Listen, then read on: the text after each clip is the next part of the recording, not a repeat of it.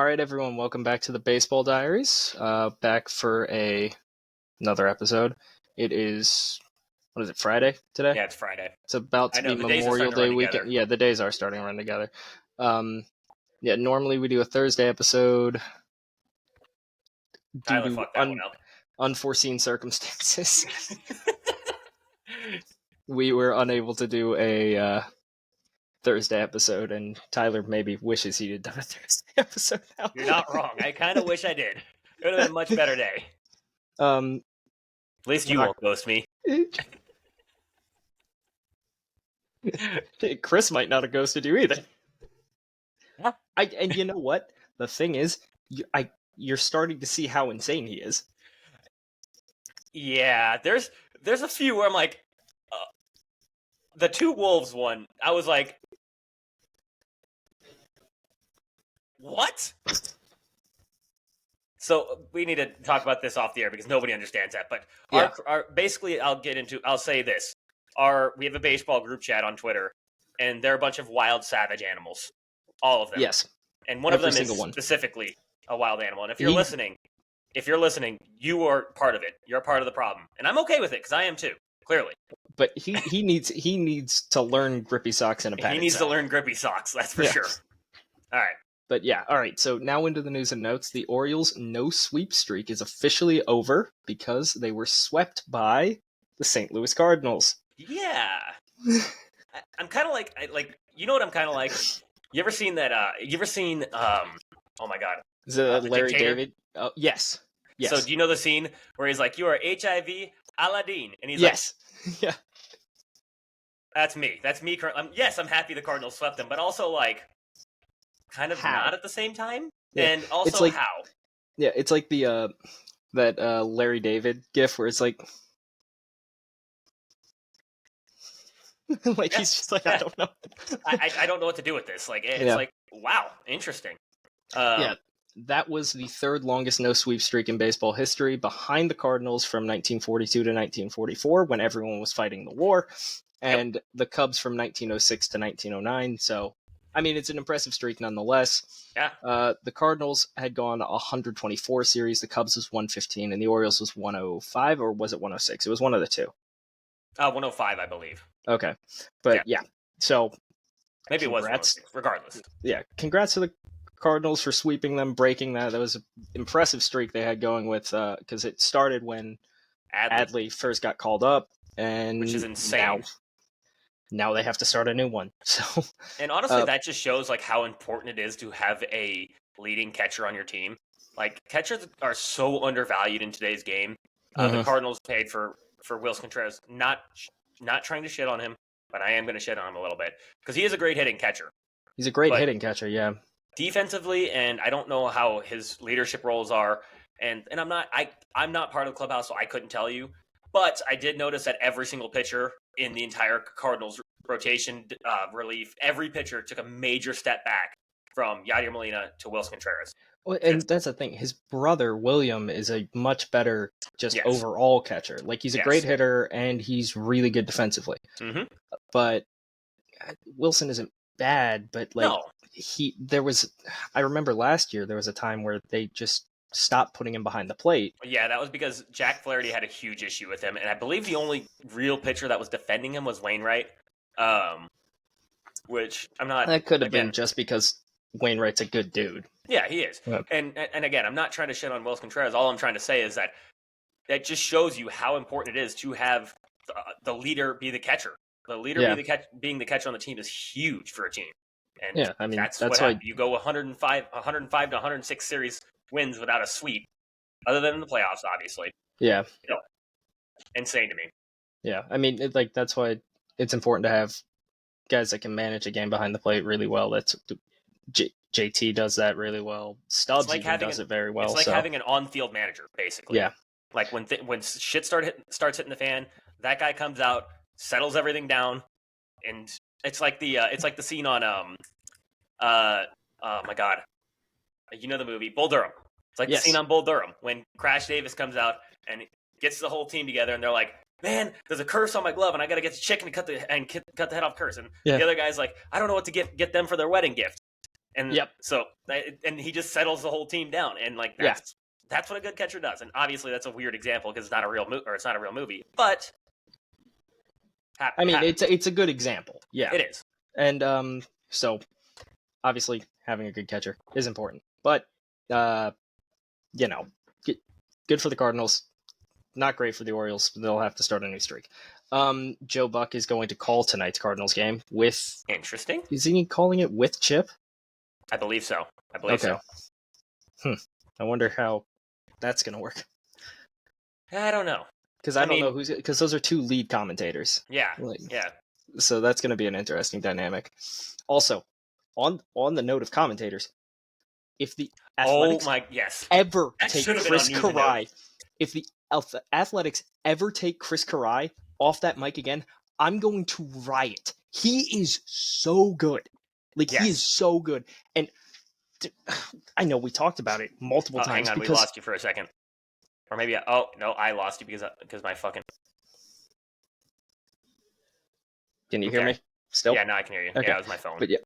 But Chris Carey is so good for them. I mean, he gave Mason Miller a nickname, which I love, the Reaper.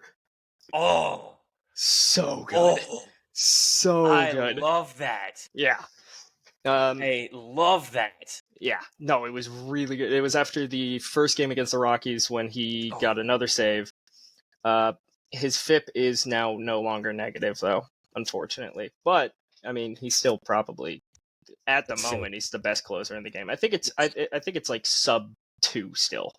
Like, his FIP is still sub 2, but he did end up giving up an earned run, so. Mason Miller, hang on. I think it's like 0.17.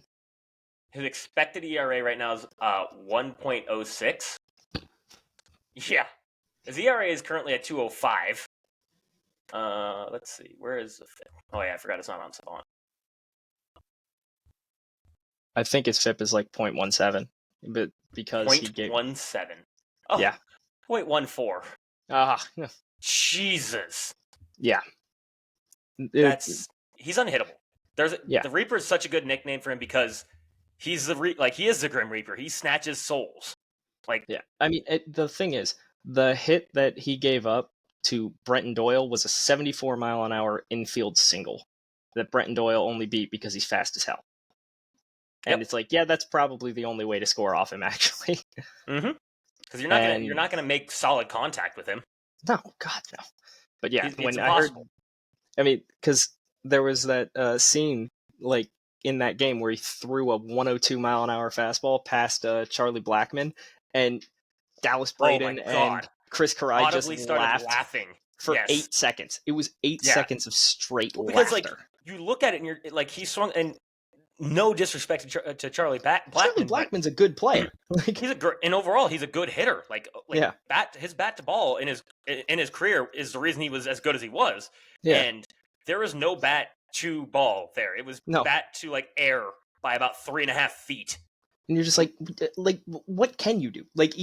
Laughing was the only acceptable response. If this was during the Salem witch trials, he would be hung as a witch. They'd be like, that is witchcraft. Get him out of here. Yeah, 100%. See him throw a lime at fucking 107 miles an hour, and then it breaks for no reason. They're like, witch, send him to the water, tie cement to his feet. Yeah, if he escapes, he's a witch. If he doesn't, he's not a witch. Well, he's not a witch. Darn it, another one lost for the boys. So, and also the Chris Carey, the Daz Cameron home run. When he said the Dasmanian Devil, I was like, that is electric. Yeah, that is the calls that you need. Not that looks like it's going to be over the fence. Jesus Christ. It's that ball was hit to the fucking moon. Yeah, no shit, it has a chance. That ball's got a chance, and that's going to be a 2-run home run for the Oakland A's. I understand you're the A's, but have some excitement. Jesus. It's never let her call a game again. No, just give everything to Chris Carey, and it'll be fine because I won't have to hear her make another terrible call again, because she's had a lot of them that are really bad this season. A lot. And it's not just you saying it. It is the entire internet saying it. Yeah, because it's no one's saying women shouldn't be behind the No. mic. No one is No. saying that. But her specifically, she doesn't belong there. She could be like anything else behind a mic, and it would be fine. Like if she was a newscaster, she'd probably be great. Yeah. But she'd probably be great on like the Oakland radio news or Oakland news channel, because like the way her like demeanor is very, this is the news. It's like buttoned up. Yeah. There's no excitement, and you're playing a sport that is based solely on moments, and you can't deliver any excitement for any of it. I mean, you shouldn't be on the mic for that. My only reason I'm okay with Joe Buck coming back to announce this game tomorrow or tonight is because we will see you tomorrow night. Like, I fucking got goosebumps just saying that. Like, and that was a moment. That was a moment. And without that call, I don't think it becomes as good of a moment. Let's take it back to another example. Jack Buck with the home run by Ozzie Smith in the World Series. Oh my God, I can't think of the call right now. Oh, and that's going to be a home run from the Wizard. Like, that was like excitement, you know? Yeah. And that's what you want out of a commentary team. Exactly. That's what they're supposed to do. That's their job. Yeah. It's like there's a reason, like when like the Phillies were in 2022, Joe Davis's call, the swing of his life. Yep. Like that makes it super memorable. Our radio announcer, Scott Fransky, he's great. It like Bedlam at the Bank, straight to him. It's the same home run. Bartolo Colon's home run call. Yeah. It's like he's done it. He's hit a home run like that. It's like it's a sport that's based around moments, and if you don't generate excitement for any of them, it makes everything forgettable. And she does not generate excitement. Chris Carey does. Keep Chris Carey on the mic. Tasmanian Devil. Oh, Tasmanian Devil, amazing. The Reaper, like all of that. Yes, keep it. So after that, the Yankees owner Hal Steinbrenner says they're going to lower payroll next year. How? Juan Soto, welcome to any other team. Like, I don't believe that. I genuinely don't believe it. I can't believe he said it. They're off to their best start in either. So long. I don't don't know how many years. Like, I mean, it's not quite. Obviously, it's not the Philly start, but yeah. Like, I mean, honestly, George Steinbrenner is rolling over in his grave at that comment. Absolutely, he is. Because he was the person who was like, yeah, I'm going to go out and I'm going to outspend every single team. That's how they got the nickname the Evil Empire. Yeah, exactly. And he created the Evil Empire. And Hal is rolling over, or I'm sorry, George is rolling over his grave at his own son, because his own son just spit in the Yankees' face, basically. Yeah. And he didn't do anything. And honestly, he said that. I don't believe him. I do not believe him. No, I don't believe him, but like it is crazy to say that this early into the season. It is. It's absolutely. And why? Like, why? It doesn't. What's the point? Like, the only theory that I can have behind it is tinfoil hat time a little bit. Would be, he said that to try and get Juan Soto to take an extension. Because he knows he's a Boris client, and he knows that Boris is telling him, wait for free agency. And maybe he was trying to get into the ear of Juan Soto and be like, hey, we might be cutting back payroll, so you might want to take this extension now. Yeah. Like, it's the only theory that I have behind it. I don't think it works at all. If you think you're pulling one over on Scott Boras, you're so high. Yeah. So high. I mean, yes, I understand Boras didn't have the greatest offseason ever this year. But he's going to have he's going to have one of his best classes ever next year. Yeah, and I still think he was playing the long game this year. In my head, he played the long game, and he was waiting for this year. Because all of his big free agents had question marks on it.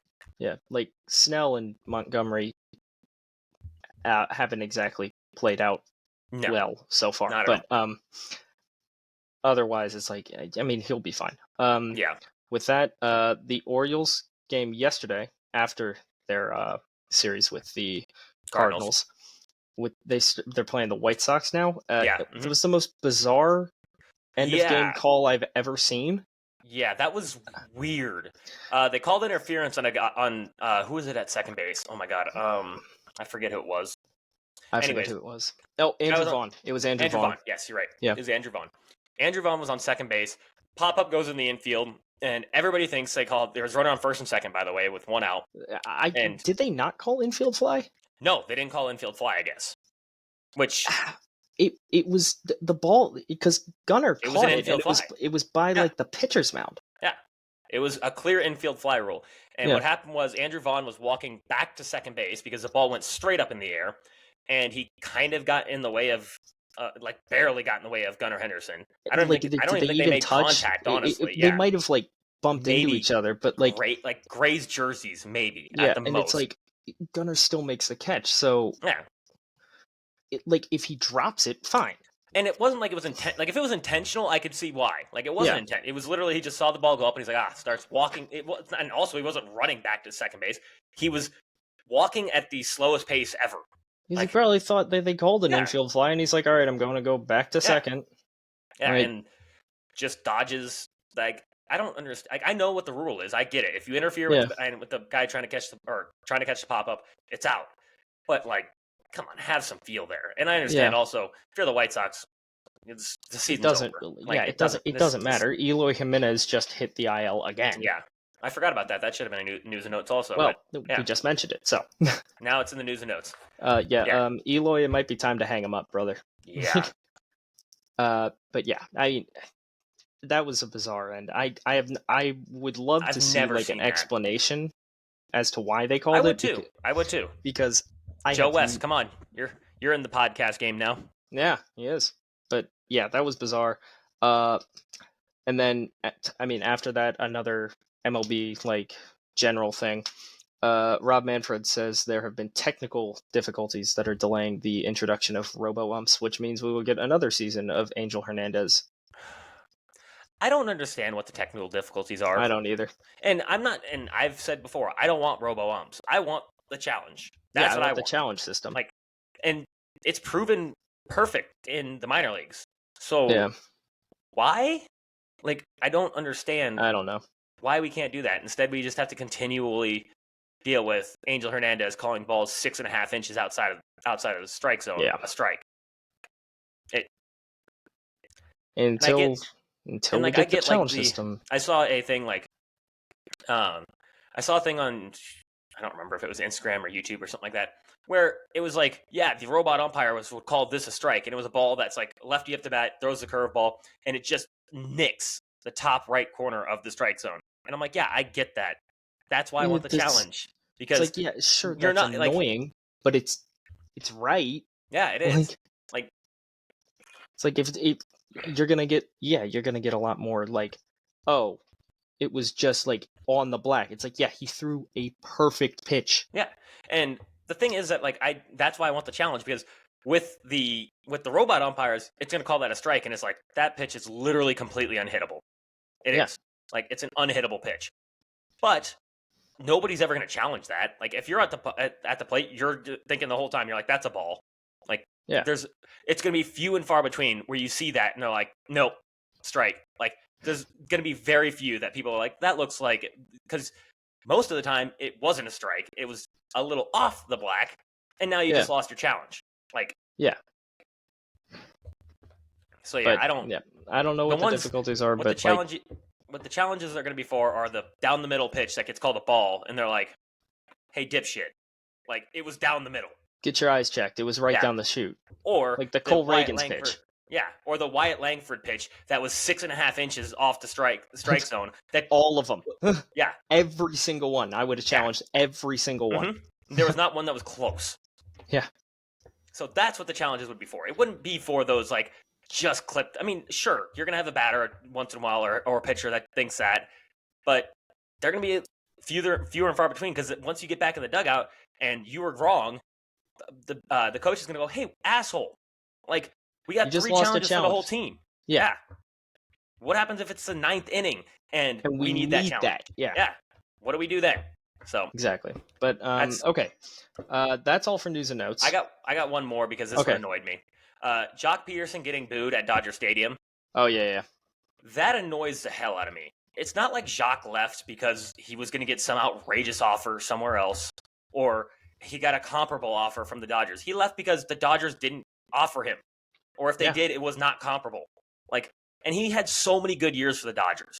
He was a nightmare in the playoffs for the Dodgers. October. Yeah. That's why I hated that they booed him. I'm like, come on.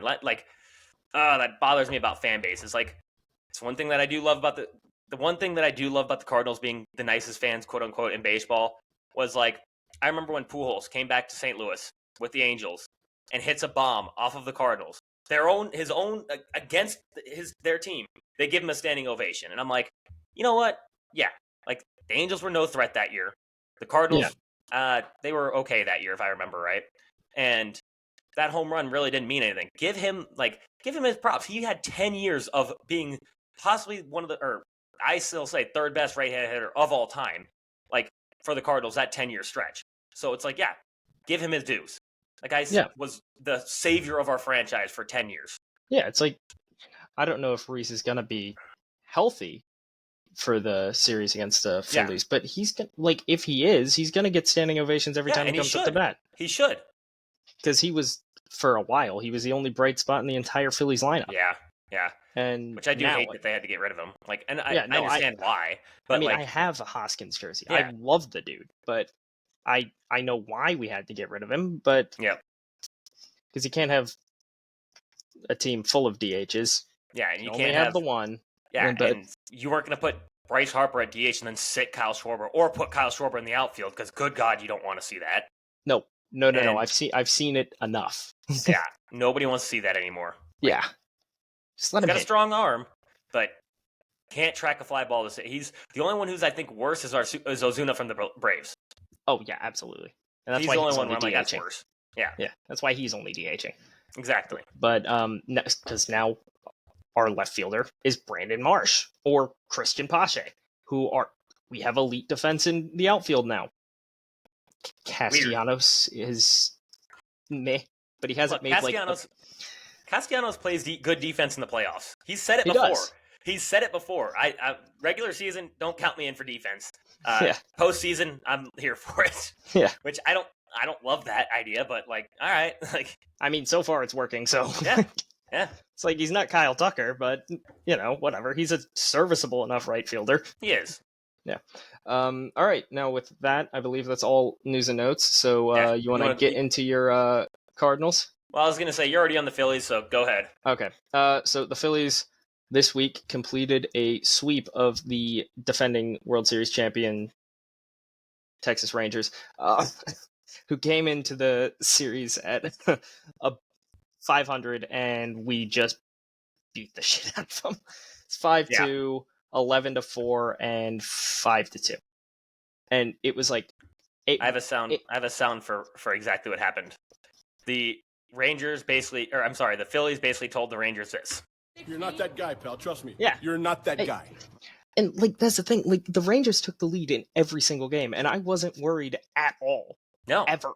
I was just it'll be fine. I mean, there hasn't been any you were bitching today about Whit Merrifield on your team. The fact that is where you have to bitch, oh my God. That is insanity, because that means you're bitching about a backup utility player. Yeah. Next thing you're going to start bitching about is a fucking hot dog vendor. Yeah, I mean that's what we said in the group chat earlier. Yeah. I'll bring the batteries. That's just crazy to me that you as a Phillies fan right now, you have zero issues. There's nothing you can the pitching, starting pitching, great. Relief pitching, great. Hitting, great. We're top 3 in the league in everything. We're number 1 in runs scored. It's just it's that one tweet is if Castellanos catches fire, what more do we have to complain about? and Castellanos hit a home run last week. Oh yeah, do you you want to play he hit one yesterday? Oh yeah. You got to play one yesterday. Yes, yeah, you got to play the sound. There you are. I pride myself and think of myself as a man of faith. As there's a drive in a deep left field by Castellanos, it will be a home run. And so that'll make it a 4-0 ball game. I don't know if I'm going to be putting on this headset again. I lost my call so much. I know. Speaking of baseball moments, that one wasn't. It's not a good moment. It is a moment. It's a moment, and it's a funny ass moment. It's a very funny moment. The funniest part about that, Tom Brenneman has a podcast. Actually, I've seen him a couple times on podcasts. I don't it's know. Pretty funny. I don't know if he should do anything unbuttoned. He has a hard time staying buttoned, let alone unbuttoned. Yeah. Hey, Tom, if you ever want to just let loose, you could come on this podcast. We'll welcome you. Come here. We're pretty unbuttoned. I'm in a fucking American flag tank top, which I've literally had a girl tell me that is the worst thing ever, and I want you to trash it now. And I was like, staying on. This stays on at all times. I already have a plan for 4th of July. I've got this. I have American flag swim trunks and an American flag cowboy boots. I'm going to the pool dressed in all that. That's and grilling. Beautiful. You need a cowboy hat. I could get one. You should get one. I can get an American flag cowboy hat. Yeah. I'm going to piss off everybody. Just got to dodge all the San Antonio. Yeah. Yeah. But yeah, so San Antonio big girls. them big old women Charles. From San Antonio.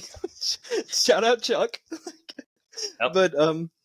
But anyway, back to the Phillies. Yeah, I mean, like that, and that's the thing. Like they're 37-14. Like this is the look. The 2011 Phillies team still is at the moment the best Phillies team I really remember, because that was the four aces. It was Roy, Doc, Cliff Lee, Cole Hamels, Roy Oswalt, and who was the other guy? Joe Blanton was our five. Yeah. Like, Joe Blanton homered in the 2008 World Series.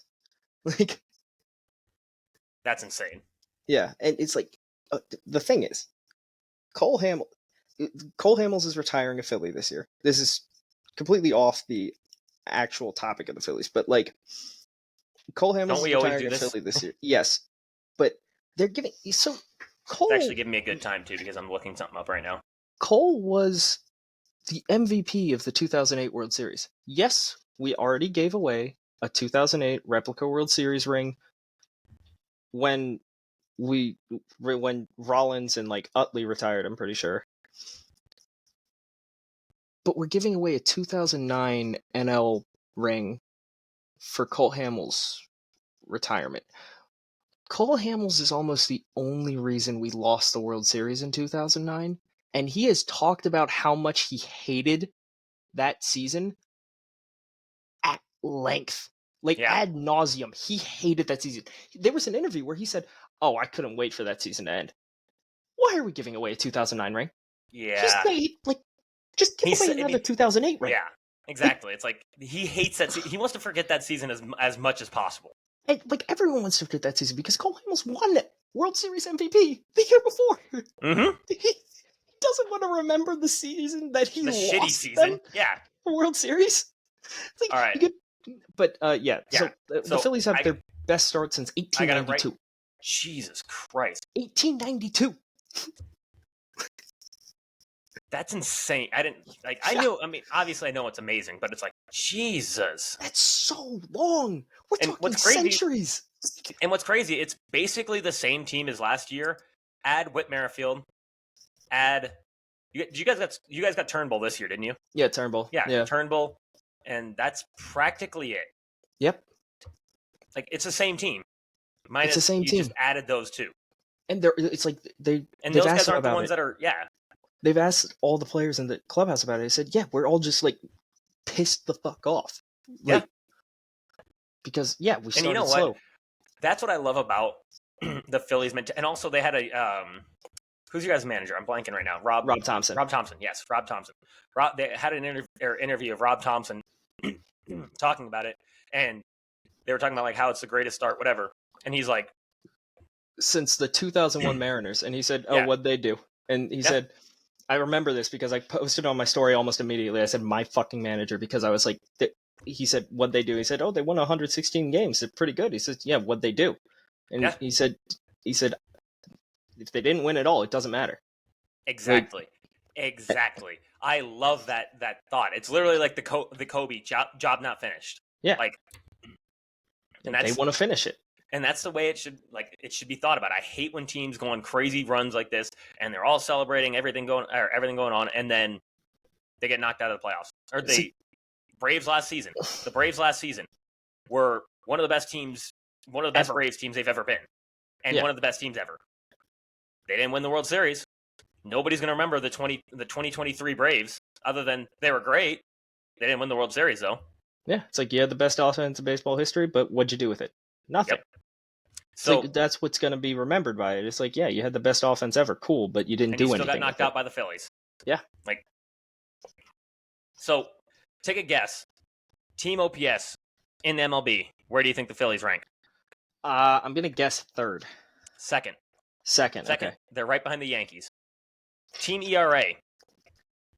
That one I think because of Walker, I'm going to go second. Yeah. Starting pitcher ERA. That one I think we're in first now. I think we overtook the Red Sox. Third? Okay. I thought we overtook the Red Sox. Relief pitcher ERA. That one started badly, but I think we're definitely top 10. I'm going to go 6. Third. Literally everything the Phillies are doing is incredible. The bullpen has always been a question mark for the Phillies. Has not even close to a question mark. We have, I think, 4 guys in our bullpen with a sub 2 ERA. I know we have 2 with sub 1s. Jeff Hoffman has like a 0.9, and Matt Strom is a 0.87. I'm sorry. I screwed this up a little bit. I had that. This is for the month of May, so that actually does apply. All of that's for the month of May. Let's see for the season now. Reliever ERA is for the whole season. They're 21st overall for the full season. They had a really rough start, yes. Yeah, it was a really bad first week. But I had for the month of May, they were the second best in baseball. So it shows you they've turned it around. Starting pitching, they should be first then, like you said. They are first in starting pitching. All pitching, they're probably in the top 5, I would imagine. I would imagine. Starting pitching. Yeah, third overall. And then team OPS for the whole season. And they also started slow. They were one of the worst OPS in baseball to start the season. Yeah, no, we talked about that on an earlier podcast. It was concerning. They're third now. Yeah. So they've completely the first 2 weeks of the season they looked bad. Did literally a complete 180 and have now made it to be the best start since 1890. 1892. Yeah. The Phillies have been a baseball team for a long time. They're one of the original National League teams. Yep. And I mean, again, yeah, we have. Do you know the other 7? I know the Reds are 1. Yep. Oh, God, this guy. Are the Cardinals one of them? Yep. I feel like the Cubs have to be 1. Yep. Okay, so that's 4. Can't be Pittsburgh. Not Montreal. No. Nope.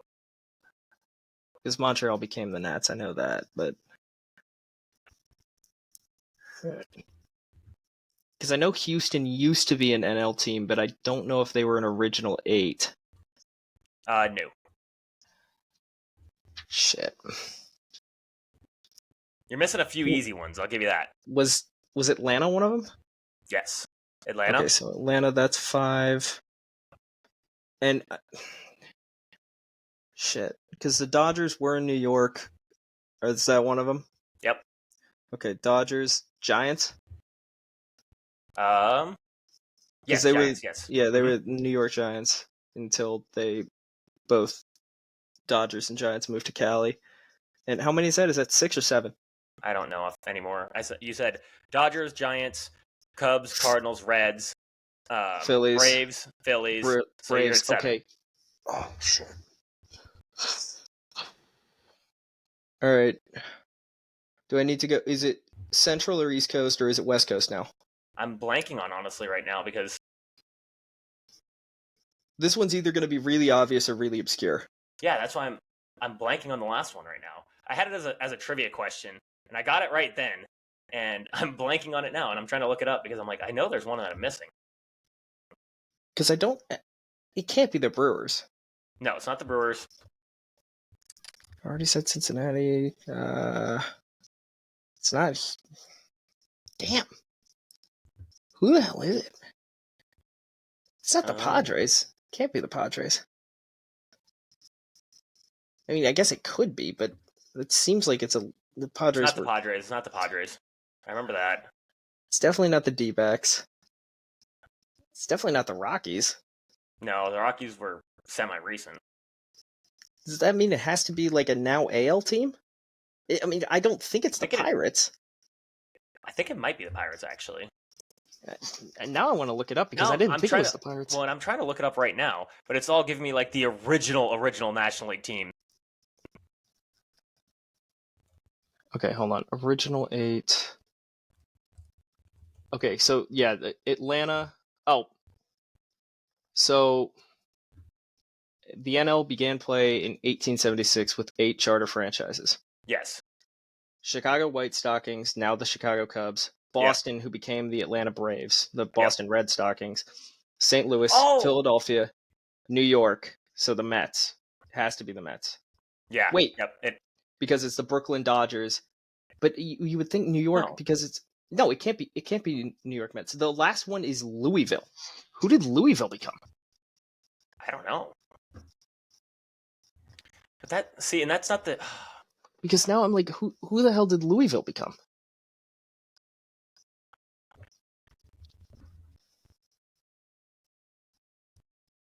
The Louisville Grays then became the Milwaukee Grays.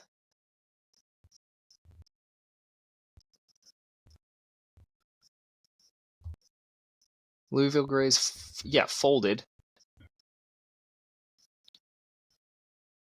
Jesus. Okay. The Phillies became the Phillies officially in 1890. They were the Quakers in 1883. The Quakers. The New York Gothams became the Giants in 1895 and moved to San Francisco in 1958 with the Dodgers. But I don't know who the Grays became because it says they folded in 77. The Nationals were actually a team in 1886. I did not know that. Huh. Interesting. It is the Pittsburgh Pirates. Because they were established. It is the Pirates? Okay. Yep, it's the Pirates. They were established in 1882. Well, into the MLB in 1882. Okay. Well, I guess that makes sense. I just didn't think I didn't think they were like that old. Really, I did not think I thought they were like early 1900s, but I didn't think they were an original 8. Yeah, there was a trivia question I got on that, and it was the original 8 National League teams, and I was like, and I obviously I got the Pirates because I got it right. So yeah. All right. Another tangent. Yeah, fun little question. Trivia day. Yeah, trivia day with Baseball Diaries. We've had a few trivia questions today. We've had that one, the Phillies start for the hottest Phillies start since 1892. Yeah. There was another one. There was another one that we had. The Orioles sweep or the Orioles series. Yeah. So some good trivia questions you can bring up whenever if you want to quiz your friends. Yeah. Which I do all the time, obviously. Yeah. So with that, I guess I can get right into the Cardinals. The Cardinals swept the Orioles, as we said before. Some good things to talk about with the Cardinals that series. Gorman came along. He had a double in a tank in Game 2, and over the last week, he's got a 1.509 OPS with 3 tanks. He's coming. He hit one lefty. He did. He's coming along. Starting to hit the ball well. Also, Mason Wynn has been hit the ball really well over the last week. He's got a 381 batting average with a 1.021 OPS. And Nootbaar and Burleson were also hitting the ball well. So our young guys hitting the ball. That's big. And I believe Burleson is the only player we have with a currently over 800 OPS, if I'm not mistaken. I think so. It was that, I think, yesterday. Was it yesterday? Yes, I believe it was. I'm checking right now because I want to be certain on that. No, he's now back down below an 800 OPS, which means nobody is over an 800 OPS. He was for I think it was game 1 of the Orioles series. He was at an 806, but now he's at a 786, which I'm not mad about. I'm not gonna bitch about that from a backup first baseman / DH. Yeah. So the good things to talk about with that series is the young guys started hitting the ball well. Lance Lynn, Gibby had good starts. Sonny Gray, it's Sonny Gray. Yeah, it's Sonny Gray. What do you expect from him? You're gonna get good starts out of that guy. Oh yeah. He gave up technically 1 earned run and 3 runs, but like I said, 2 of them were unearned. Went 5 2/3. The only earned run was on the home run. So, and he gave that up to what, Gunnar? So I believe it was Gunnar. Yeah. What do you expect? It's Gunnar. Yeah. It was Gunnar. You're right, because he texted me and I was in the bathroom and I was like, God damn it, I just missed it. Yeah. But it's Gunnar Henderson. And the Orioles, first sweep in 105, 106 series. It's gonna end eventually. You just never expect. If I said it, I tweeted it. I didn't have on my bingo card the Cardinals ending the no sweep series. I certainly did not. I didn't either. It was not on my bingo card. And I also have some more good things to talk about with the Cardinals. They've raised in the ranking or in the standings. They're now 3rd in the National League Central and only 5 games back. And in the wild card, they are currently 2 games back from the wild card. So pulling it together. It's not over. It's not over, but I'm still obviously negative on them because I still can't believe they're still not even 500 yet. But they are 8-2 in their last 10. I still can't believe you guys weren't on that fan bases that have it worse. You guys weren't in the top 10? No, of course. Well, no, it was the top 10 angriest fan base, or the top 10 saddest fan bases currently, and the Cardinals weren't in it, and I'm like, how? Because none of them are because most of them aren't like me. They're like Sean, who is optimistic all the time. It's that Midwest mentality. Yeah, and somehow I ended up as a freaking Red Sox fan mentality. I want to fight I'm mad at Whit Merrifield. My team is up to their best start in over a century. That's like if I was bitching about, let's say, that's like if I was bitching about Victor Scott. It's like he's not even in the MLB currently. Yeah. That's the comparable. Is if I was to bitch about somebody completely irrelevant to the Cardinal season right now, that would be the equivalent of what's going on with me. Instead, I'm over here bitching about Paul Goldschmidt, fucking Lance Lynn, Kyle Gibson, who are 2 and 3 starters. Miles Michaelis should be. I almost said some bad things there. Should be not pitching in the MLB. We should. Yeah. He's pitching tonight against Imanaga, right? I know. He's got to go against the guy. I think he's got the worst ERA in the National League currently against as a qualified starter. I'm looking it up right now because I'm genuinely curious. Against the guy who has the best ERA in the National League. So right now, obviously Shoto's got the first. He's under a 1. And Michaelis is not last, actually. He is 2nd worst in the National League. Jesus. Because Patrick Corbin is still alive. Oh, right. Yeah, the Nationals still have him throwing the ball. Literally, that's all he's doing is throwing the ball every 5th day. I think he has a 6. Patrick Corbin needs to be something. It was a 6.29, which he needs to be studied because he has been so good. Bad. In that World Series run. 2019, 3.25. Year before that, 3.15. After that, 4.66, 5.82, 6.31, 5.20. He led all of MLB in losses in 2021 and 2022, and just the National League in 2023. They're literally just putting him on the mound because they're paying him. That's it. That's literally the only reason. Yeah. It has to be the only reason. And it's not like he's been getting unlucky. His FIP the last... let's Jesus. go from 2020. 4.17, 5.41, 4.83, 5.28, 4.79 this year. Yeah. That needs to be studied at how good he was and then how bad he became. Because if I'm not mistaken, didn't he pitch like the clinching game against the Astros in 2019? I believe he did, but I'm not entirely sure. I think he did, and it was like he just looked unhittable. It's like it makes no sense. I'm looking it up right now. So because I think he pitched the clinching game. I'm not sure, but I think he did. Game 7 of the World Series, he pitched 3 innings pitched, 3 strikeouts, no earned runs, and I believe they piggybacked Max Scherzer off of him. I think they did, yeah. Yeah, it needs to be studied. Yeah. Because one of my favorite edits of all time is like a Patrick Corbin pitching highlights edit. It's like 20 seconds long. Me and JT have it because it's hysterical, and it has the song "Different Round Here" by Riley Green. Huh?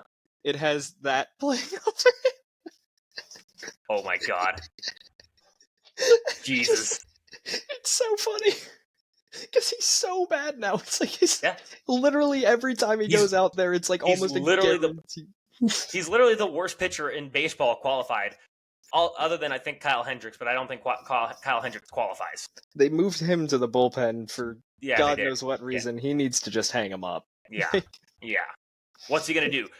Be able to throw 92 from the bullpen instead of 83? Like, no. He was up to 87 on his sinker out of the bullpen.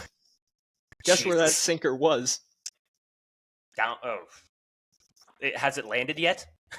No, it was actually only I think it was a double for Ozzy Albies, but it was a belt high, literally split the plate in half sinker. Jesus, I was just like, yeah. What are you doing?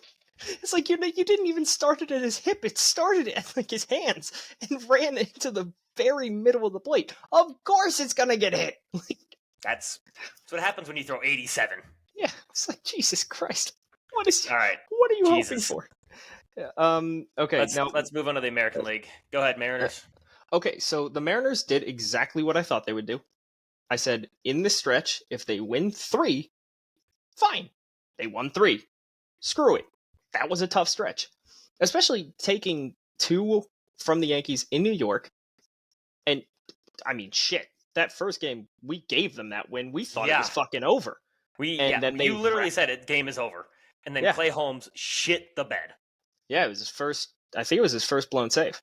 And his first earned run he'd given up. And he gave up 4. Yeah, and Jesus, I mean, the Mariners found life. Dylan Moore had the game of his life. He had like a 5 RBI night and 2 homers the next night. And then they dropped the next 2. And it was just like, well, I mean, yeah, whatever. I mean, that's when we get into the hot or not list. One of the guys on your hot list pitched the last game, and he was incredible. So, yep. But yeah, I mean, 3 out of 4 against 2 of the best teams in baseball. Fine. You'll take it. Yeah. Yeah. Because it keeps you in first, and it just, like, it doesn't push away like the Astros, because I mean the Astros are probably close to second now.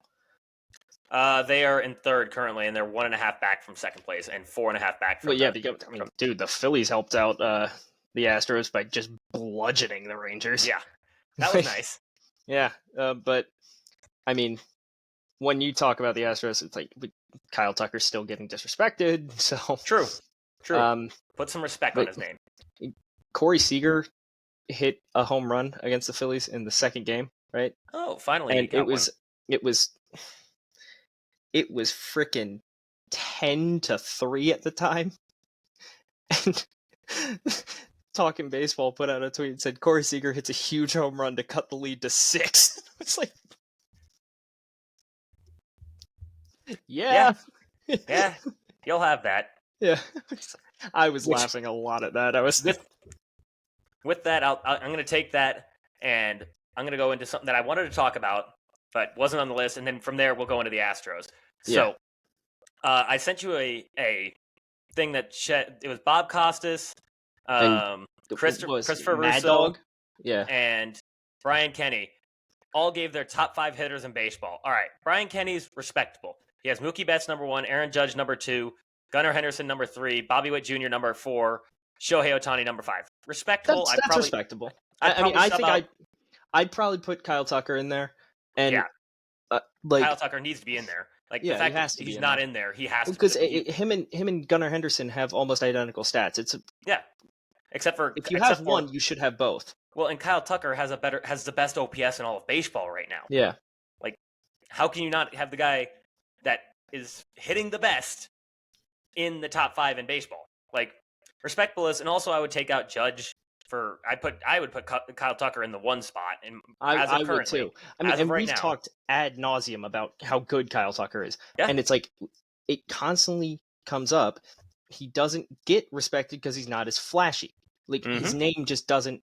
It's like, oh, everyone knows Aaron Judge. Not everyone knows Kyle Tucker. Everyone should know Kyle Tucker, but it's like, Kyle Tucker's not a great name or whatever. It's like, who the hell cares? The guy has 17 homers. Yeah, like.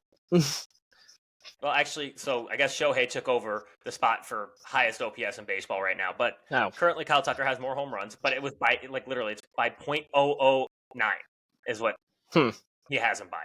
So that's one game. That's one swing of the bat. Yeah, completely. It's literally a single swing. Which that for Brian Kenny's, why is Shohei 5 then? Yeah, he should be your number 1. Most likely, he's your number 1 or number 2. And then the one that pissed me off the most was Christopher Russo's. Oh my God.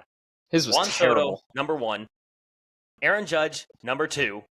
Mookie Betts, Shohei Ohtani, Kyle Seager, or Corey Seager. Kyle Seager, Jesus. Corey's brother. It might as well have been Kyle Seager, honestly, for how bad putting Corey Seager in at that spot is. It doesn't even make sense. Corey Seager He has terrible. Not a single stat that you can say is good this year at hitting. Like, not maybe the 8 home runs you could say is all right. Yeah, that's fine, I guess. But he's got a 751 OPS and a 253 batting average. It's like to have Corey Seager on that and not have Kyle Tucker. It's like criminal. You also no Gunnar Henderson. Like no Gunnar, no Bobby Witt. Like what? It's like what is Corey Seager? Like, are you blowing Corey Seager? Like yeah. That makes no sense. And then his reasoning for having Juan Soto number 1 because him and I believe Bob Costas got into it, and he's like, no, like Shohei Ohtani's the best hitter in the game right now. He's like, so you're telling me last game or game of the World Series you need one guy to hit? It's Shohei Ohtani over Juan Soto, and he's like, actually, literally, that's exactly what I'm telling you. And his argument against that, he's like, well, Juan Soto's hitting in New York, and it's like. Yeah, he's employed by the New York Yankees. He has to hit there, actually. He has to hit there. Like that's like saying Mike Trout wasn't the MVP any 4 of those seasons. Where he had 10 WAR. Where he had 10 WAR. And they should have put fucking Anthony Rizzo as the MVP one of those years because he played for the fucking Yankees. Like, and he didn't play for the Yankees those years. But you get what I'm saying. Yeah, I know what you mean. Just dumb argument. It's an absurd argument. Dumb argument. And the last list was also not terrible. This one, I'll say this one's very respectful from Bob Costas, Shohei Ohtani, Mookie Betts, Juan Soto, Gunnar Henderson, Kyle Tucker. I'd flip-flop Juan Soto and Kyle Tucker. Mine aside, I don't mind that list at all. Yeah, I don't mind that list. And I'd probably, it would be very close for me between Bobby Witt Jr. and Juan Soto currently. Yeah, no, for sure. Yeah. So, Bob Costas, you get the thumbs up on that one. Yeah. For actually having a good list. Both the other two, especially Christopher Russo. Jesus Christ, dude. Do you watch baseball? Mad Dog is anybody other than the Yankees? Something. Anybody. Any game. Yeah. After that, we'll get into the Astros. So the Astros dropped 2 out of 3 against the Angels. Framber got shelled. Christian Javier got shelled. You don't love it because what I said was they need to keep doing. Last week they had 7 easy games and they won all 7 games, and it was like, yeah, you got it. I'm sorry, they lost one of them to the Brewers, but like other than that, it was pretty tough, like pretty easy schedule for them. Yeah, and they did exactly what they needed to do. This was one of those ones they needed to take at a minimum 2 out of 3. Yeah, most likely you should be sweeping the Angels, and because like this race is it's not like I'm off the panic button because the division has been so bad. It's not getting late early. But, I mean, you got to have that series against the Angels. You have to have this because that could be your tiebreaker. Because as of right now, there's not a team in the AL West that's getting a wild card spot. It's not happening.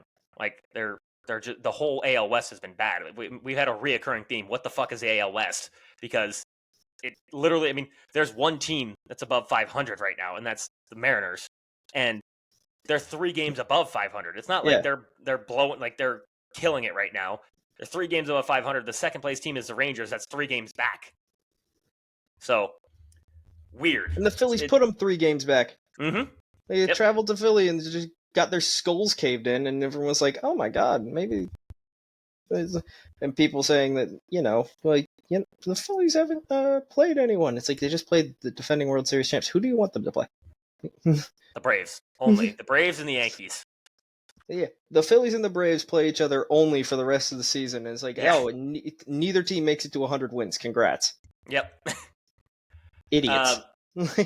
So, I mean, I don't really have much more to say on the Astros because now I believe their next series is against the Mariners, if I'm not mistaken. Yes. Well, yes, the Mariners currently play. Oh no, it can't be because the Mariners play the Nats this week.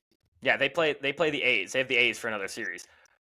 Got to take 3 against the A's. You got to take 3 against the A's. If Mason Miller pitches, you're not taking 3. No. If Mason Miller comes out, unless it's for a game because he hasn't pitched in 8 days, you're not taking 3 against him. Sorry. Yeah. If Mason Miller pitches, the Reaper's gonna freeze you. Yeah. That's because you need to take these 3 games because if you take these 3 games, you're 1.5 games back from the series. Because in all likelihood, the Mariners should be able to sweep the Nats. Yeah. So I mean, this is I wouldn't say it's obviously not a must-win series, but it's you probably should. It's a prove yourself series. Exactly.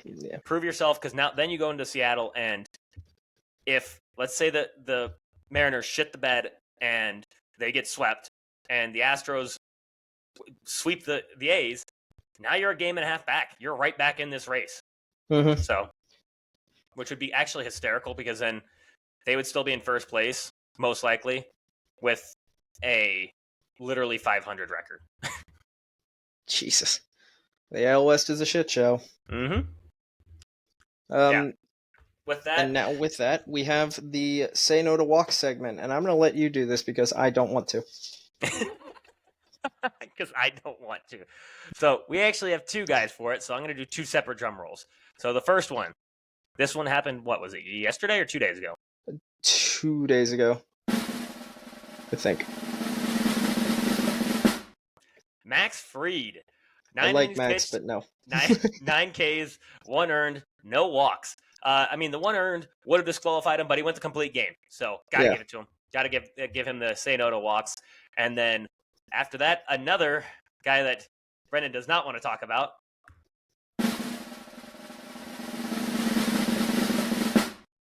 Chris Sale. 7 innings pitched, 9 Ks, no earned runs, no walks. Just dominant. Absolutely. Yep. And I said before the season, that Chris Sale pickup was massive for the Braves. And them losing Spencer Strider just proved how massive it was. Because if they would have had all 3, obviously it's like that's a 3-headed monster. But with those 2, that's a good replacement for an ace. So those are our Say No to Walks features. Brendan doesn't want to congratulate him, so I'm going to congratulate him even more. I give him a cheer. I don't care that you're for the Braves. I actually like the Braves. Standing ovation. I'm bitter, and I'm like 7 games up on them. Yeah, for no reason. Just again, the Phillies fan angry for no fucking reason. Like, respect the hating, dude. Like Jesus. The Phillies could go 161-1, and that 1 loss to the Braves would be the angry, like fucking. We should have gone 162-0. Exactly. If it wasn't for that fucking hot dog vendor walking up those stairs too slowly. Fucking Whit Merrifield. Yeah. Then with that, we can get into the hot or not segment. Yeah, we are back with hot or not. Want to start it off? No grades this time. Yeah. I'll start it off. So we got for my list. I have JT Realmuto in the 2-hole. He's been cracked out of his mind in the 2-hole. Yes, sir. Like, hold on, I have the stats. I sent it to one of my friends, and the stats are absurd. In the 2-hole after Trey Turner went on IL. So yes, we have the best record in baseball, and Trey Turner, who was hitting 343 when he went on IL, was in the 2 spot, and JT in 12 games is hitting 377, 4.411, and 528 slug. He has a 939 OPS, a 168 WRC plus, a 12.5 K percentage, 20 hits, 3 doubles, now 2 home runs, should be 6 RBIs and 11 runs scored.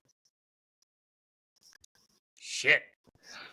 JT in the 2-hole is apparently a damn weapon, and now we're trying to think. Phillies fans are thinking, where the hell does Trey hit when he comes back? Yeah. He's hitting almost 400, and you're like, I don't know where to put him. Well, in the last 7 games, or last 7 days, I should say, JT has an 888 OPS with a 333 batting average. He has 5 RBIs, and 2 home runs. So he's been hitting the cover off the ball the last little bit, and I love it because he's on my fantasy team. But, oh yeah, and I needed it because he was getting dangerously close to getting sat for. But I unfortunately didn't have anybody else I could sit him for. Yeah. My next hot Ranger, still. Pretty sure he's been on every single one of yours. I can't take him off. Like his last. Fair. All right, hold on. His last 7 games, 7-0, 0.92 ERA, 49 innings pitched, 31 hits given up, 5 earned runs, 9 walks, 49 strikeouts, and a .82 WHIP. That's pretty good. It's pretty damn good. Pretty good. Pretty good. It's Ranger. Yeah. I throw curveball, LOL. Oh, he does. Next one on my list is Kyle Tucker for obvious reasons. Just look at his Savant page and just... Yeah. Blood red. But currently best hitter in baseball. Not according to Mad Dog and some others, but he's the best hitter in baseball. And then after that, I have Alek Manoah. He's not back, but he's hot right now. He's not back yet. He is hot right now. He is hot right now. This could all change. He might have the worst start of his entire career again next game. But I don't know if it's going to be hard to beat his worst. I wonder what his worst start of his entire career is. I think honestly, his worst start is probably like 0.1 innings, like a third of an inning. I remember he gave up like 8 or 9 runs or something like that in a third of an inning, and it was like, oh my god! Yeah, it's like he was getting shelled in like the Florida State League one time, and I was like, yeah, career's over, buddy. Apparently not. Apparently not. It's hot right now. He's got 2 games of 7 innings pitched, no earned runs, back to back. So he is hot right now. He is hot. So you want to run through your hot numbers now? Yeah. So my hots are Aaron Judge in the month of May, and I always hate to give Yankees props, but it will get us more clicks, so I'm going to do it.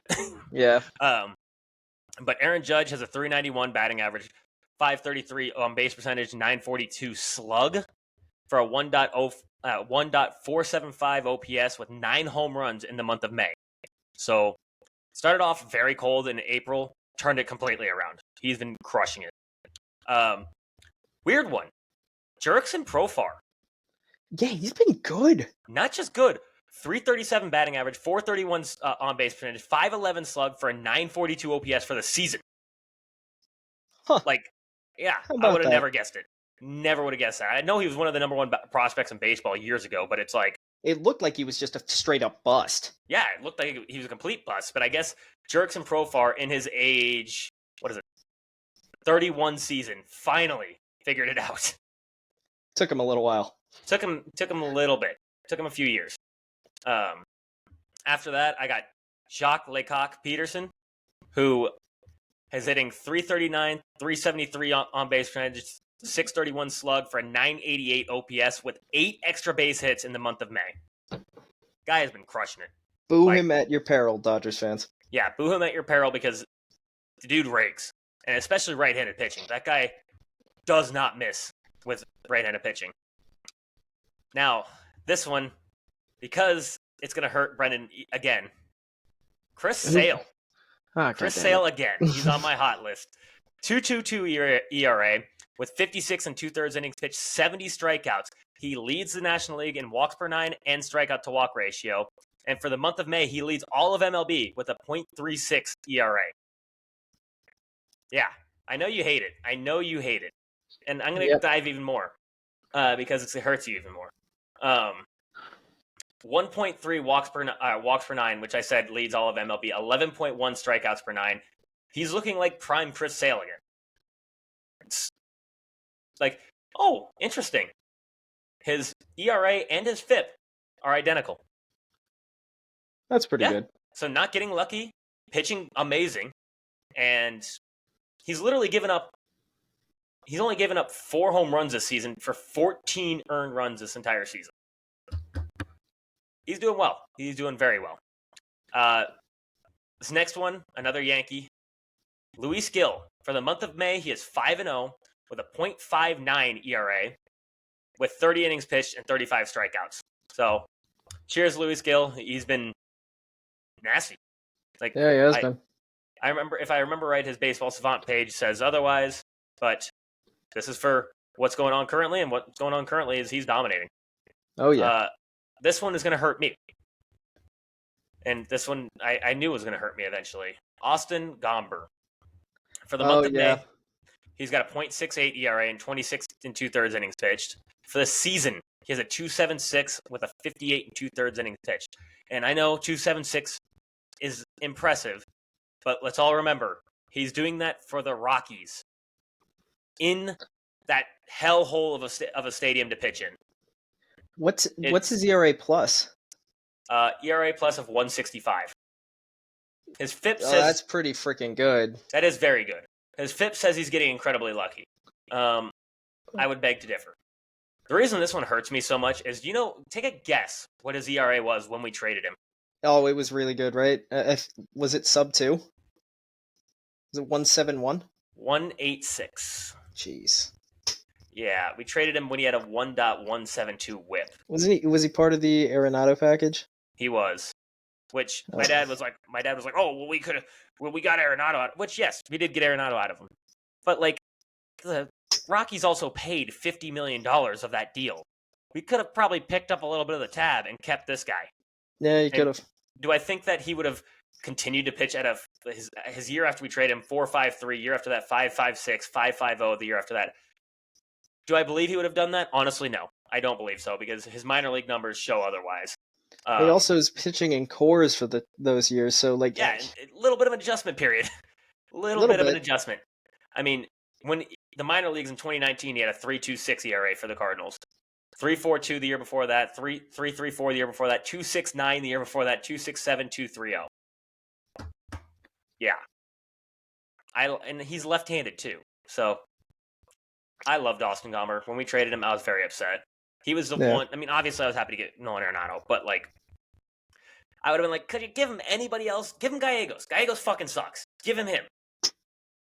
I can't believe you haven't DFA'd Gallegos yet. No, we put him on the injured list. Okay, you can't Phantom IL a guy that sucks. Yeah, that they do it constantly though. He clipped a toenail. It hasn't now he's out. Ever worked for him. No. Phantom ILs work for guys that aren't terrible. Yeah. All right. Which he could be on my not list, but he's not. Let's get into that not list. All right. So my first not is Andrew Heaney. Heen Dog. He has a 4.69 ERA. He's 0-6. His last 2 starts have been really bad. Well, I mean, okay, so he's not giving up a ton of earned runs, but he's only lasted 3 1/3 against the Phillies. 3 earned runs, 9 hits, only 1 strikeout against the Los Angeles Angels of Anaheim. The Angels. 3 2/3, 2 earned runs, 5 strikeouts, 2 walks. He's just I mean, it's Andrew Heaney. Yeah. Well, and it's weird because when he was with LA, the actual LA, he was good, very good. I believe he had it was like a 2.76 for them or some shit like that. Yeah.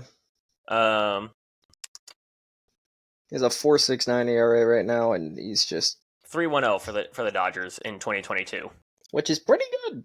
Yeah, I'll take. He'd be our second best pitcher right now. What does that say? Not much. You could have a 4 ERA and you're our second best pitcher right now.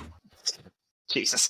After that, when we were going over this before the episode started, me and Tyler had the exact same not list, which was literally word for word. Yeah, it was kind of scary. A little scary. I got Cedric Mullins. 2021's looking more like an outlier than anything else now. Yeah. So, I mean, that sucks, but I mean, it does suck, especially for this young Orioles team. I mean, yeah, what you just said, 2021 being an outlier is spot on. Before that, 671 OPS, 337 OPS in 2019. Jesus. 723. Then 2021, he had the 878. Then after that, 721, and 589 right now. So yeah, it looks exactly like an outlier. Which I believe he was a Rule 5 draft pick, was he not? I think he was. Pretty sure he was, and I believe it was the 2021 season that he was the Rule 5 pick in. Yeah. Well. Yeah. Randy Arozarena is the next one. He was my first one. Was. Yeah. Okay. So I'm just gonna read through your stats on that one because that one's real ugly. He leads the AL in Ks. 162 batting average, 255 on base, 324 slug, 579 OPS. That's real bad. That's real bad. Actually, worse than Cedric Mullins /line, which is funny, but not like a lot worse. They're very close, but yeah. And then after that, I have Reed Detmers, David Bednar, and Braxton Garrett. Braxton Garrett has a 10.29 ERA. Jesus.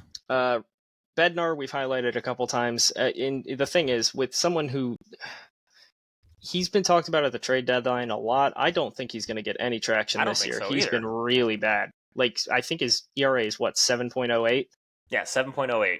He's blown a ton of saves. He's not even close to reliable. So, I mean, someone may take a flyer on him, thinking they can fix him, but it's not going to be a competitor. I swear to God, if it's the Orioles, I'll blow my fucking brains out. Because that would just be the epitome of a cheap deal. Yep. And that's not what you need. Detmers, who had a good start to the season, now has like a 5.8 ERA, and he's just not been good. But yeah, Braxton Garrett's been horrific. 10.29 is real bad, and I don't even think he qualifies. He does not. But I'm gonna look up what his overall numbers are for the season because he's not qualified yet. He only has 9.2 innings pitched, and he's starting today. But 10.2, not 10.29, 10.24. I mean, this is a guy who's actually been pretty reliable for the Marlins, and he's just looked atrocious. Yeah. I mean, last year at a 3.66 ERA in 30 games started. So, he was very reliable. The year before that, 3.58 ERA with 3.58 ERA in 17 games started. So I was he looked extremely reliable. And this year, it's not been good. He got tagged for 5 against Philly and 6 against the Mets. See, the Philly, I'd have been what do you expect? Philly right now, they're kind of going crazy. Yeah, but the Mets didn't even make it to the 6th against the Mets. So yeah, no, and given he could have a good start tonight, he could. But right now, I mean, I don't know if they rushed him back from injury because they might have, because the Marlins need any kind of help. They're terrible. But I mean, Jesus, right now he's put them in our hell list already. Oh yeah, I think Jesus. I mean, I know they need help, but God, it's if that's your 2 right now because all your other pitching is down, good luck, brother. Have fun with that. All right, now you can get into your not list. You didn't cover one of my knots. that you said you were going to. I went with the Cincinnati Reds, who the started off Cincinnati with Reds. a pretty promising season. It looked like they were going to be solid. They're shitty, like real shitty. Very 20 shitty. and 30, 8.5 back. They're last place right now. I think last episode we covered, either last episode or the episode before, they had the worst team batting average in all of baseball. And I'm going to look that up currently because I'm genuinely curious if it's gotten any better for them, because it didn't look good at all. No, it did get a little better. They're the second worst in batting average with a 185 batting average. Oh wait, nope, that's for the last week, which that one was encouraging for me because it showed the Cubs as the last place. They're currently in last place by batting average. The Reds have a 215 batting average. They're a little bit better in slug in OPS with a 748 OPS, which I think is the second worst in all of baseball. Yeah, just bad. Real bad. Bad. Like, really bad team. Yeah, for a team that had as much promise as they did, a lot of people had them winning the Central this year. Is it because they got excited by that young core and then that didn't work out? No, it completely blew up in their face. Matt McClain is the glue. Mm-hmm. Got to get him back. Clearly. Apparently, I wouldn't have pegged Matt McClain for the glue, but... No, I would have definitely not. And even Ellie has definitely cooled off significantly. Yes, he really has. He's still stealing bases at a ridiculous rate, but he is. It doesn't matter. You're losing every game. He's got a 254 batting average, 345 on base percentage, 470 slug for an 814 OPS. He has 30 stolen bags or something like that. 31. Which is that's great. He's obviously going to keep making them. If he puts up that slash line, that's an incredible slash line with the stolen bases. 100% dig that. But he started off the season the first 2 weeks at a 1.1, I believe. Yeah. And then he quickly dropped to like a 9.37, and now I had to apologize to him because I thought he was actually back, and was like, it's like we said, the strikeout rate was still concerning as hell. It was 30%, and it still is because that's who he is. That's why we had concerns, and it's like, wow, look what happens. Regression to the mean. Look what happened to Javi Baez. You are. Yes. His season was an outlier too. Jesus. Yeah. You strike out that much, pitchers are gonna figure you out. They're just gonna think, okay, don't throw him a fucking strike because he's gonna swing at it. Yeah. And with the stuff that is today, that you're not gonna be Vlad Guerrero Sr. who could hit anything from above his head to literally off the ground. It's hard. It's pretty impossible to do. And you're just like with Ellie, it's like all they have to do is pitch him outside. Just don't pitch him inside. You're fine. Because he's a switch hitter. You can throw to almost any side of the plate. As long as you're not pitching him inside, you're fine. Pretty much. He also detonate a ball once in a while, but... And also his right-handed swing is just not there. It doesn't... Good. Yeah. His left-handed swing is nice, but his right-handed swing sucks a lot. Yeah. Really bad. So that was my first... He's gonna become Cedric Mullins. They're gonna switch him to only a left-handed hitter, and he's just gonna suck. Crater. Yeah. I hate that because I did like to see. If he steals 100 bags this year, if he steals 100 bags this year, it'll be the first time since Vince Coleman with the Cardinals when they did Whitey Ball in the '80s. That's awesome. That is awesome. It's very cool. Now moving on from the Reds being on the not list, I've got Jorge Polanco, who another Mariners player. Yeah, I was just about to say I could say the entire Mariners offense, but I'm not going to. I'm going to specifically hit on Jorge Polanco. He's got a 192 batting average, 285 base percentage, 305 slug for a 599 OPS. For a guy that's Dylan Moore's been playing a lot more. For a guy that I thought was going to be a big pickup for them. Well, he's supposed to help aid their offense. Yeah, he's aged their offense, is what he's done. Yes. They're not good. The offense has been awful. And, that's coming from a guy who, he's got a few seasons where he's had 800 OPSs in his career. Last year he had a 789, which that's not great, but I'll take it. That's helpful. That's contributing. Yeah. It's better than league average. So, that's just, and right now he is well worse than league average on a team that needs offense desperately. Could be league average on offense for the Mariners, and they would be a World Series contending contender. Team. Yeah. Yep. With that, going to a pitcher, Jordan Montgomery, which I genuinely think now that, like, with him, he didn't have a spring training. So yeah, it's same thing with Blake Snell. Mm-hmm.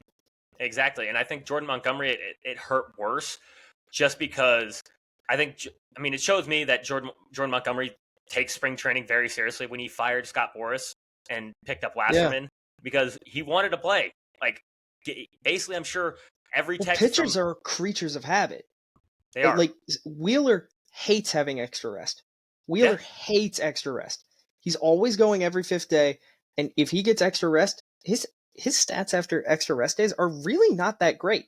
Yeah, and it's like that's like the routine they get into, and you took spring training away from him. Yeah, you took it all out of him. So now he has to work on it during the season, and it's showing with his stats. He's got a 6.33 ERA with 21 and a third innings pitched for the month of May, a 4.98 for the season. Not good at all for the Diamondbacks when they needed him to be good. Yeah, they really did. They really needed him to be good.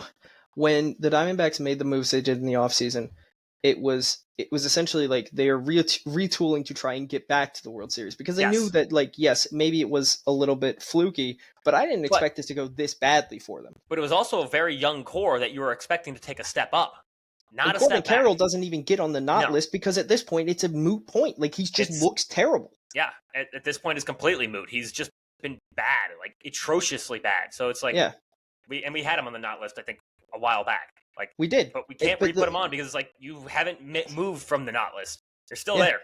You've been not hot the entire season. I don't even think he has a home run. I think he's got one or two. He's got two. Okay. Yep. Well, for a guy who was like a unanimous Rookie of the Year, and then also at one point in the season, it looked like he might win MVP. He did. And now it's like this guy shouldn't even crack the top 50. He was 5th in MVP voting last year. As a rookie. Yeah. Rookie of the Year, led the league in triples, had 25 home runs, 868 OPS, and playing elite defense. My NL Rookie of the Year pick looks so stupid now. Frickin' Jordan Lawler's dead. Like, yeah. And my Rookie of the Year pick is not bad. He's got a chance. He does have a chance. He doesn't have a chance at Cy Young anymore. I'm going to disagree with that. I don't think so. Come on, dude. Shota's been way too good for that. Yeah, but it's not going to sustain. Like, if he sustains it's a 0.86 ERA. There's no fucking chance he sustains. No, it's not sustainable, but I don't think he's winning Cy Young. He's got a 3.17 right now with that terrible start at the beginning, or with that terrible start. I'm going to take it out because I'm genuinely curious. Oh, he is a really good ERA if you take it out. Take out that one start, because it was just one really bad start. And you can't, I understand you can't just take out a start, but sometimes you got to. Like, if you want to see what his consistency has been. Oh, I have it as team stats. That would probably not. That might screw it up a little bit.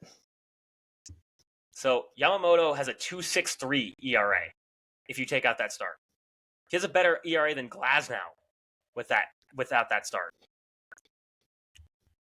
He's got 48 innings pitched, 54 strikeouts. Yeah. That's a Cy Young caliber pitcher. So it's not likely. I don't think it's very likely. It's not likely, but it's not dead. And I knew I was being bold when I said that statement. But yeah, when you picked him for both, I was like, that's balls to the wall level crazy right there. It was crazy, but it might not. It might work. It might happen. Yes. And it definitely looks like it could happen for Rookie of the Year. Like, it's not even like it's between him and Yamamoto, or him and Shota right now, and I don't know anybody else who's even fucking close. Maybe Mason Wynn. Then after that, maybe, and it's not even close. After that, I got Jonathan India on my not list. 208, 320, Shocker, the Reds. 279. He has a better on-base percentage than he has a slug. Ooh. Yeah. 600 OPS, 6 extra base hits all season. It's been 2 months. Yeah. I think Kyle Tucker sleeps and hits 6 extra base hits. Probably 2 home runs. At least. Yeah. After that, this one I got 2 of them you're really going to like. You're really going to like 2 of mine. Michael Harris II. 164, 208, 260 for 468 OPS. Then why the fuck did you say that? No, I don't like that. Michael Harris? Not. Jesus. Oh, yeah, fuck. He's on the not list. Yeah. Yeah. My 468 OPS. brain's fucked, dude. Yeah. I understand. Yeah. And then also the other one, Ozzy Albies. 197, 262, 259, 512 OPS for the month of May. Yeah. And May is almost over, so it's not like it's a small sample size. It's no, it's not. Or 24th currently. So, yeah, that's 2 that I'm sure you're loving. You're tasting that one.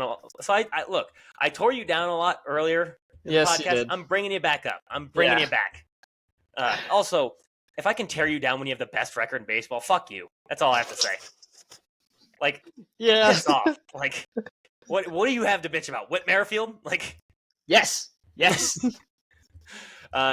after that, this one hurts me because he's on my fantasy team. CJ Abrams, 205, 222, 256 for a 479 OPS for the month of May. Not a small sample size. I don't like that. I don't like it at all.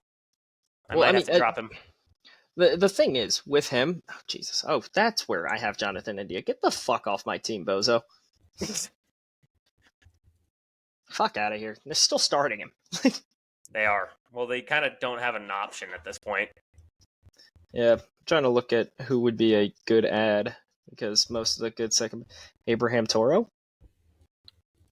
Question mark? Wait. Yeah. That question mark? Oh, wait. No. I got it. Solved it. We got Michael Bush. Picking up Michael Bush. Good. I like that one. Yeah. And then picking up Michael Bush and I'm moving Westberg into the second base slot because I have 2 second base slots. Yeah. Guess who's starting against the lefty today? Brandon Marsh? No, Bryson Stott. Hey, it's almost like he doesn't have a split against lefties. Oh, yeah. Then my last not list, I got Blake Snell. 11.40 ERA in 4 starts, 15 innings pitched.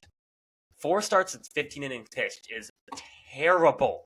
Again, no spring training. Creatures of habit. Literally, that's just that's just under 4 innings a start.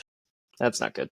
Yeah, 17 strikeouts in those 15 innings, but a 2.067 WHIP. Well, he always walked people, but Jesus. But yeah, that's a little intense. Little. And he's officially out again right now on the paternity list this time, thankfully. Not actually injured this time. So one good thing. Congrats to him for being a father. Yeah, congrats, Blake Snell. I didn't even know he had a wife or a girlfriend, but apparently he's a father. He doesn't have Tyler Glasnow's girlfriend, who looks exactly like him.